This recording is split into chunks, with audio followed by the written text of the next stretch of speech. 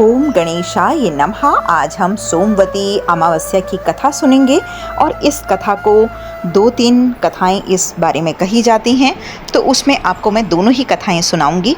उससे पहले यदि आपने मेरे चैनल को लाइक शेयर सब्सक्राइब नहीं किया है तो प्लीज़ कर दीजिए और बेल बटन को भी प्लीज़ प्रेस कर दीजिएगा। देखिए 17 जुलाई को अमावस्या आ रही है। वैसे तो 16 तारीख से ही अमावस्या लग जाएगी, परंतु जो व्रत के लिए हम लगाएंगे, अमावस्या का व्रत करेंगे, वो हम 17 जुलाई को ही करेंगे। तो आइए शुरू करते हैं। बोलो गणेश भगवान की जय। सोमवती अमावस्या से संबंधित अनेक कथाएं प्रचलित हैं।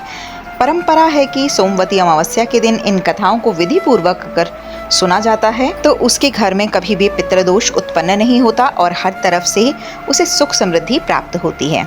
एक गरीब ब्राह्मण परिवार था जिसमें पत्नी, पति के अलावा एक पुत्री भी थी।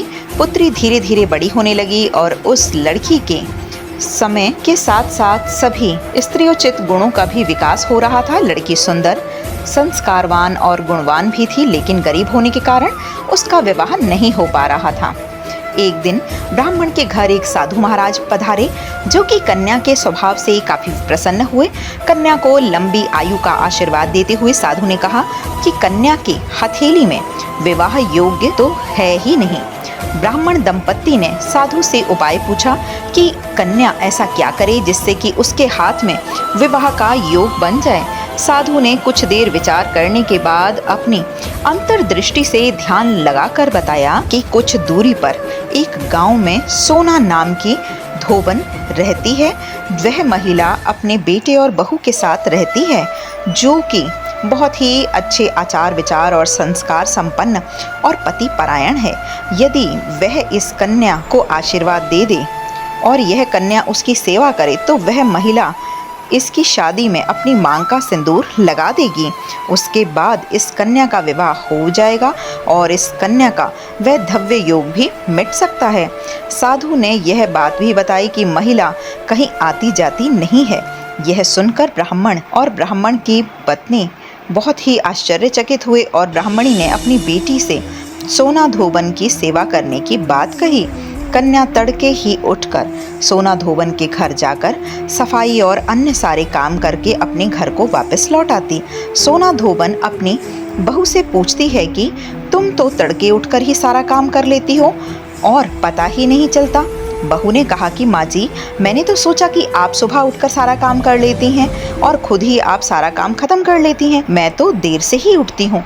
इस पर दोनों सास बहू निगरानी करने लगी और देखा कि कौन है जो तड़के ही हमारे घर का सारा काम करके चला जाता है। कई दिनों के बाद धोबन ने देखा कि एक कन्या मुंह अंधेरे घर में आती है और सारे घर का काम करने के बाद चली जाती है। जब वह जाने लगी तो सोना धोबन उसके पैरों में गिर पड़ी।